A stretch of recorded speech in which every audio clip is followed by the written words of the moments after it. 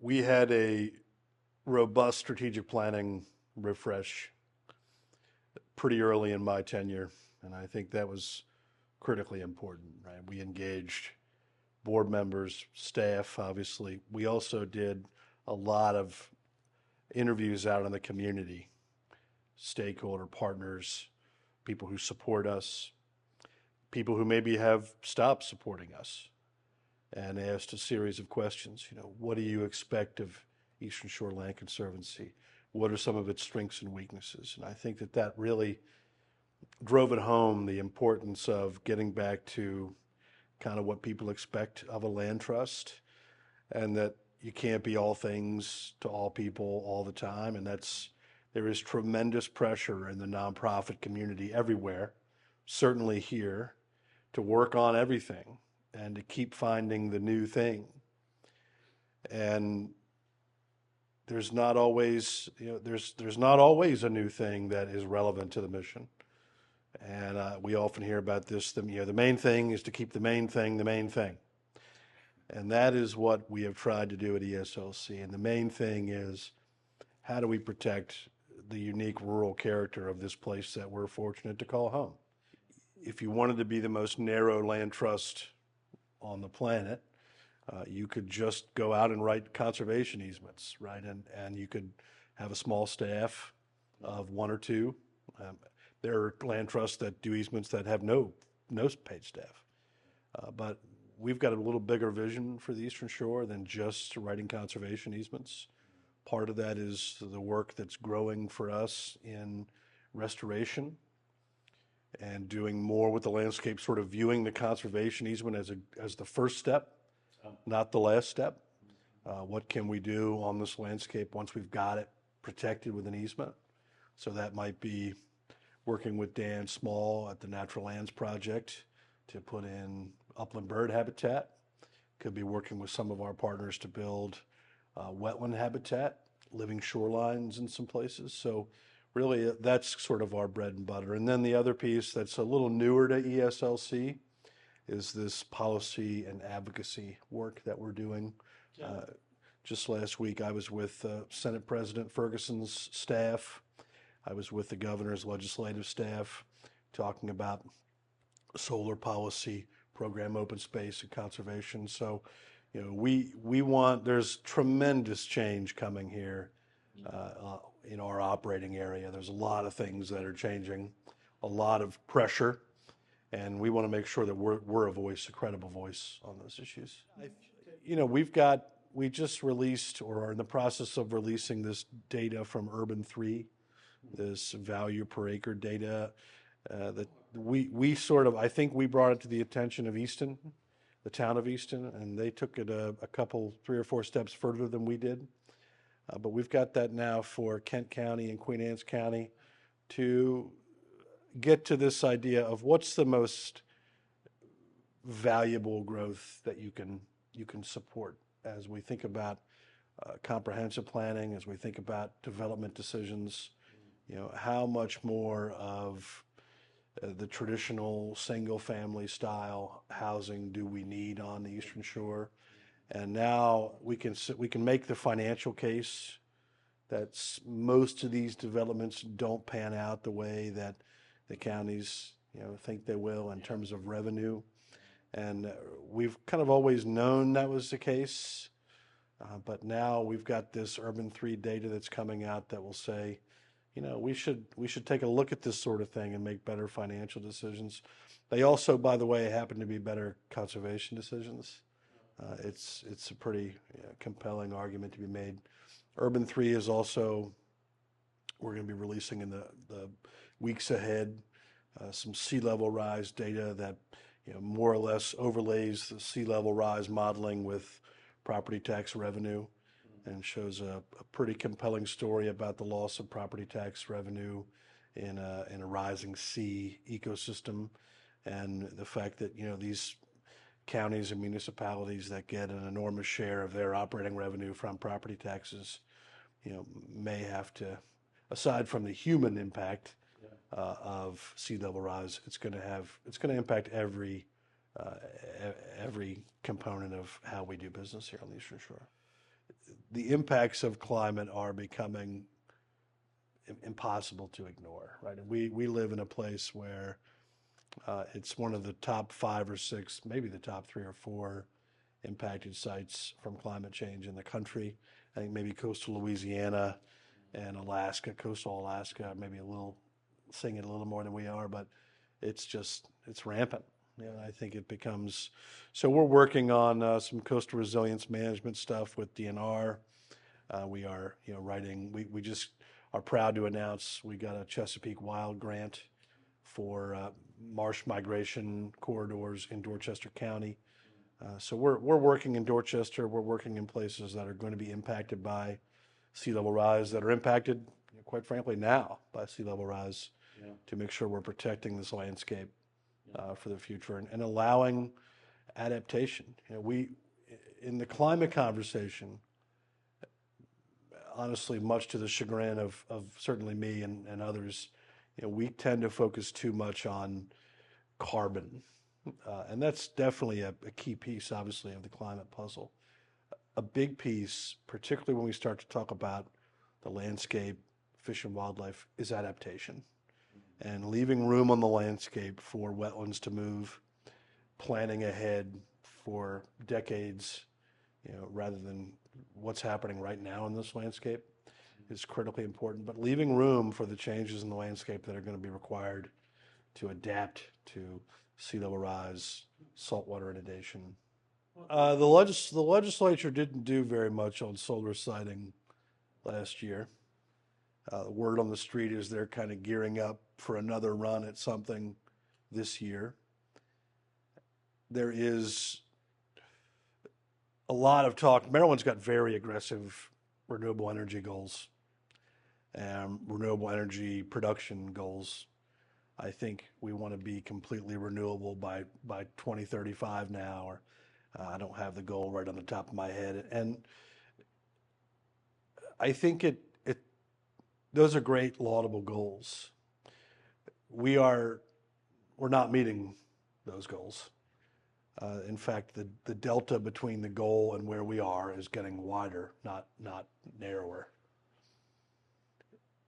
But Maryland has a lot of goals for a lot of things. Maryland's got land conservation goals, 20 by 30, or 30 by 30, 40 by 40. We've got clean water goals. We've got agricultural production goals. We've got sustainability goals, resilience goals, goals for everything. Maryland is covered up in goals.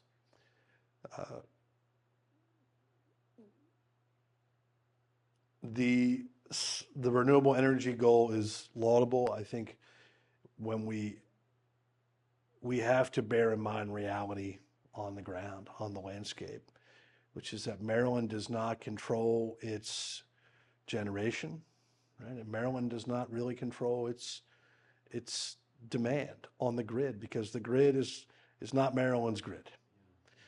And we can create a lot of solar energy on the Eastern Shore, all of it going to other places, right? And I think we have to be really clear that if we are asking to sacrifice a huge portion, a portion of this landscape to solar energy, we ought to at least get the energy from that bargain, in my view. And I think otherwise it really is a story of loss locally. I'm not judging the renewable electrons that are being generated, but when you drive by a farm field, generally you can find somebody doing something. Somebody's working on the farm, working on the equipment, or they're out actively in the field working on the property. They're working on the farm. Solar fields have a different feel, right? They're screened with chain link fences or with cedar trees, and they're generally pretty void of people. They don't want people out there. And I think that we need to be careful, when we think about what the Eastern Shore landscape looks like in the future. I do think there is room for community solar on the Eastern Shore. I think that we've seen Eastern Utilities as a great example of that here with their solar field. It's really when we're talking about hundreds and hundreds of acres at a clip coming out of production, agricultural production, that ESLC starts to get pretty nervous. This is one of the most complicated issues. It's the most complicated issue that we work on, right? I mean, I think you've got preemption, which you alluded to before, which is if a solar project, and they have to be utility scale, if they get this certificate of public necessity from the Public Service Commission, the CPCN it's called, then they can preempt local decision making. And that makes a lot of people very nervous, right? Because all of the things you think of as part of the local land use matrix, which is siting requirements and how far back from the property line they have to be, and whether they're required to have native species and fences and these sorts of things. That's all part of the local process. And essentially, Maryland has said, if you get the certificate from the Public Service Commission, you can proceed, and none of those rules apply. And we don't treat any other form of development like that in Maryland. It's really, really different. And I'm not sure how many people are fully aware of that, right? That the state takes a back seat to development decisions in the counties and the municipalities, and except on utility scale, large scale, more than 2 megawatt solar projects. I think when you look at climate's impact on other agricultural geographies, whether it's the Great Plains, whether it is the irrigated wheatlands of Kansas, international agricultural areas, globally, the Delmarva is going to be more agriculturally valuable, not less. And as you stress other places of agricultural production, because they become much drier, much hotter, or much wetter, then arable land like what's on Delmarva becomes more important. And as populations globally grow, we are predicted to have to grow more food. And you think back to the agricultural revolution of the 60s and 70s, Earl Butz famously, that we've increased agricultural production dramatically based on nitrogen fertilizers and modern agricultural techniques.